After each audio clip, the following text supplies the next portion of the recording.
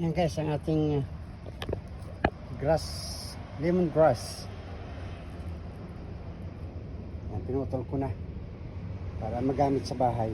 O, diba? Ating tanglad.